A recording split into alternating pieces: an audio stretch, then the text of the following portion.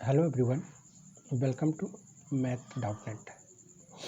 आज हमने ज्योमेट्री के बेहतरीन कंसेप्ट लेके आए हैं जो अक्सर ही एग्ज़ाम में कॉम्पिटिटिव एग्ज़ाम जो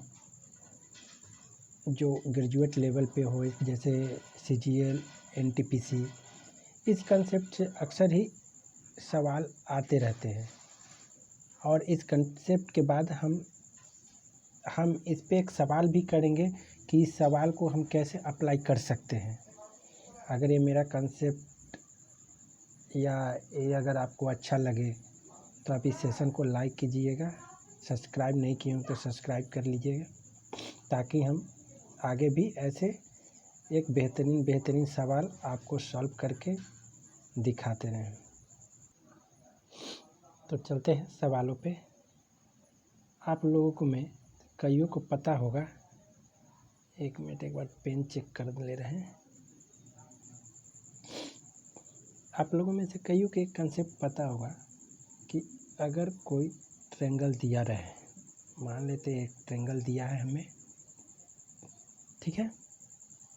एक ट्रायंगल दिया हुआ है जिसकी तीनों कोण, इस कोण को ए मान लिया जाए, इस कोण को बी मान लिया जाए, इस कोण को सी मान लिया जाए। ए के सामने के भुजा को ए, बी के सामने के भुजा को बी और सी के सामने के भुजा को सी मान लेते हैं।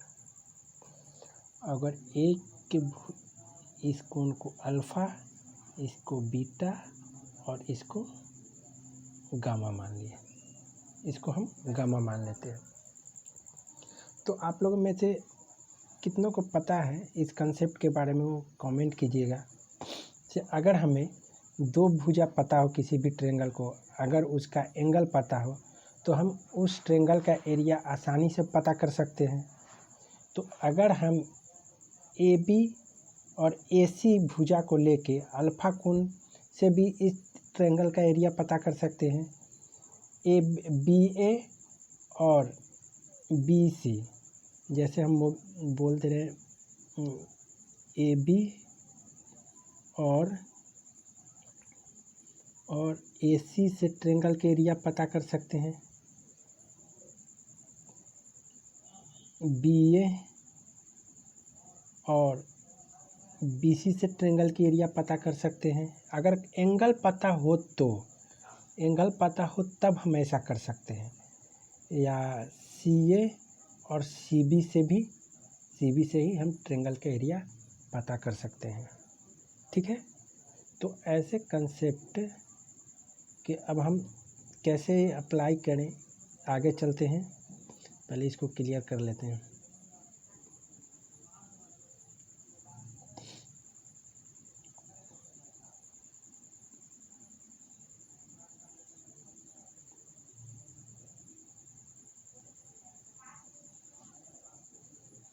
तो आगे चले।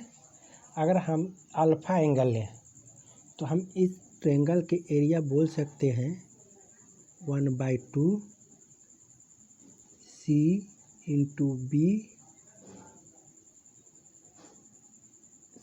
बी साइन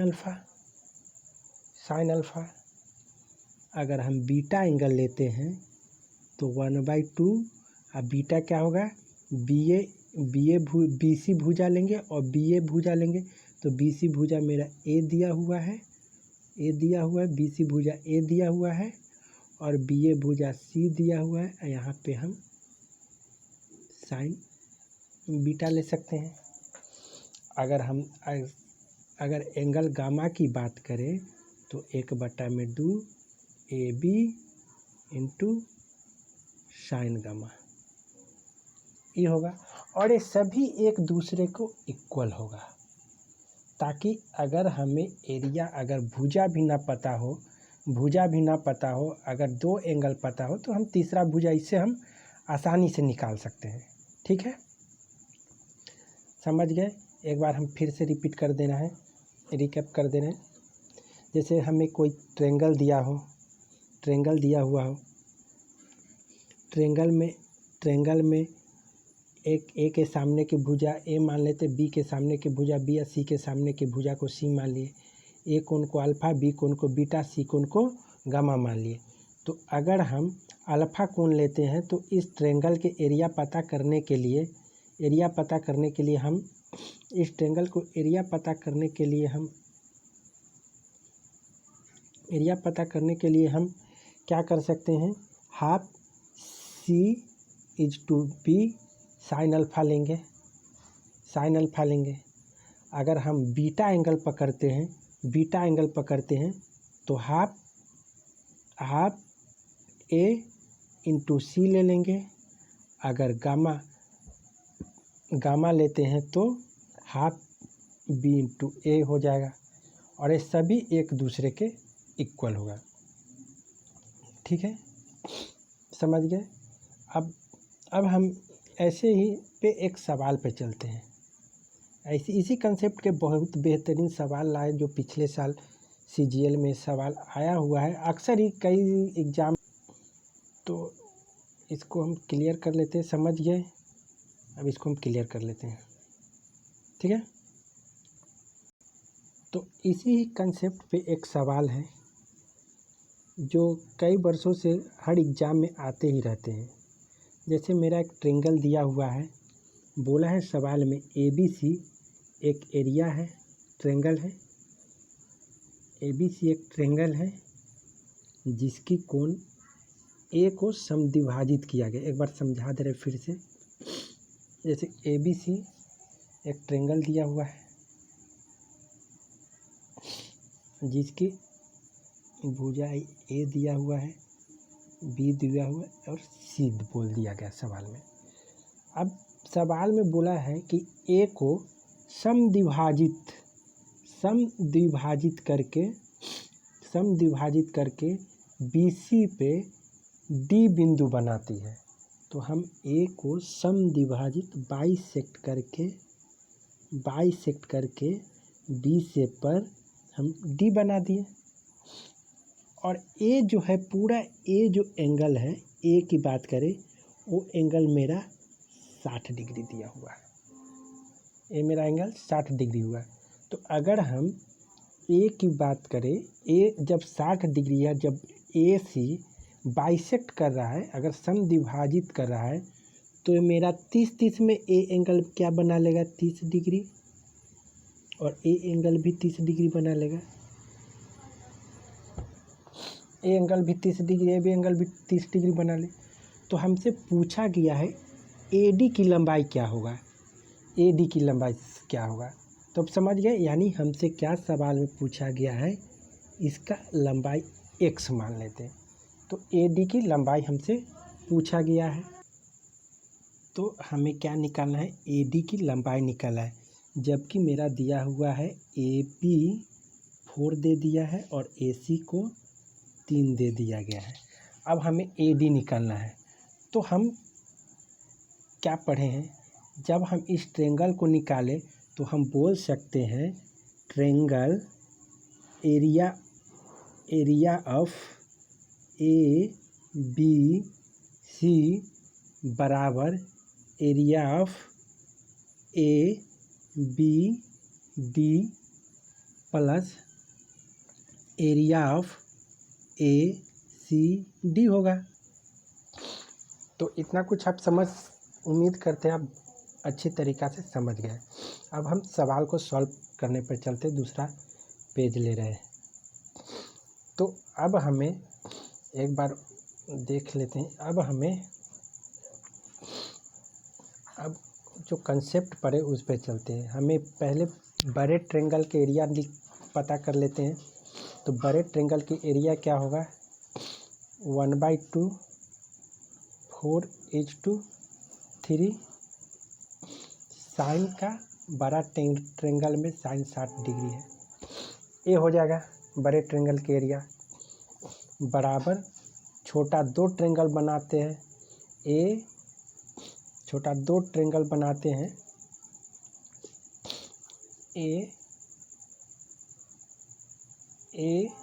ABD और ABD और ACD बनाते हैं। छोटा AC सी डी बनाते हैं, 2 एरिया बनाते हैं। तो अगर हम छोटा को बराबर करें तो क्या बना सकते हैं छोटे वाले एंगल को, तो 1/2 is to 4 is to X, इसे हम एक्स ले लिए।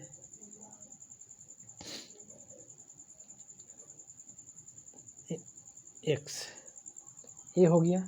और क्या होगा, साइन का मान साइन मेरा 30 डिग्री हो जाएगा। ठीक है, फिर प्लस करके हम बोल सकते हैं 1/2 3 is to X sine 30 degree, ये भी हो जाएगा। थोड़ा राइटिंग पे मत जाइएगा क्योंकि हम फिंगर पे काम करते, पेन के लिए हम ऑर्डर कर चुके हैं, 1-2 दिन में आ जाएगा तो हम सही से लिख देते। बस आप एक सुन के एक समझ के कंसेप्ट को क्लियर कीजिए। ठीक है, तो ये एक दूसरे के बराबर होगा। तो हम यहाँ से बोल सकते हैं कि मेरा 2 से 2 कट जाएगा, 2 से 2 कट गया। अगर 2 से 2 कट रहा है तो हम इसको साइन 60 की बात करें तो 4/3 साइन 60 के √3/2 हो जाएगा।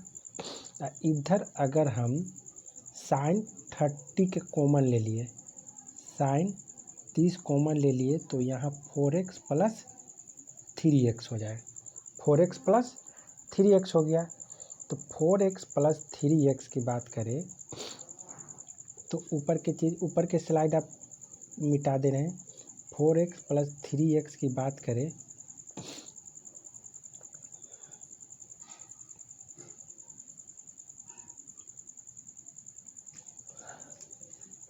4x 3x की बात करें तो मेरा 7x यहाँ पे आ गया। अगर हम इधर के कैलकुलेशन करें तो 3 इज टू √3/2 बराबर साइन 30 की मान हम पुट करते हैं तो 1/2 इज टू 7x 2 से 2 कट गया। और इधर हम क्या हो जाएगा 12√3 बराबर 7x। अगर हम x की बात करें तो 7 नीचे चला जाएगा, x की बात करें तो 12√3/7 जो सवाल का ये मेरा आंसर रहा। तो अगर ये आपको अच्छा लगा हो, अगर ये तरीका अच्छा है, ये तरीका कोई नया नहीं है, बस आपके ऐसे सवाल एग्ज़ाम में इस कंसेप्ट से काफ़ी सवाल आते हैं। ज़रूरी नहीं कि यही सवाल आएगा या ऐसा, इससे हमें कभी भुजा निकालने को, कभी एंगल निकालने को, ऐसा कुछ हमें दिया जा सकता है। तो ऐसा कुछ दिया जा सकता है तो इस तरीके से हम निकाल सकते हैं चीज़। तो ये अगर आपको अच्छा लगे तो लाइक कीजिए, सब्सक्राइब कर लीजिए। अगर दोस्तों को बताइए इस चैनल के बारे में कि हर डे हम कुछ नया चीज़ आप लोगों के पास लाएं। पर डे कुछ न कुछ एक नया वीडियो हम एक ही सवाल बताएंगे पर काफ़ी कंसेप्ट वाले होंगे कि अक्सर ही एग्ज़ाम में उससे आना ही सवाल है। ठीक है, तो थैंक यू फॉर वाचिंग। हाँ, इसका आंसर मिला लीजिए, आंसर पहले से भी टिक लगा हुआ है तो आंसर मेरा पहले से टिक लगा हुआ है तो आंसर ये 12√3/7 हो जाएगा, 12√3/7 हो जाएगा। ठीक है, thank you for watching me.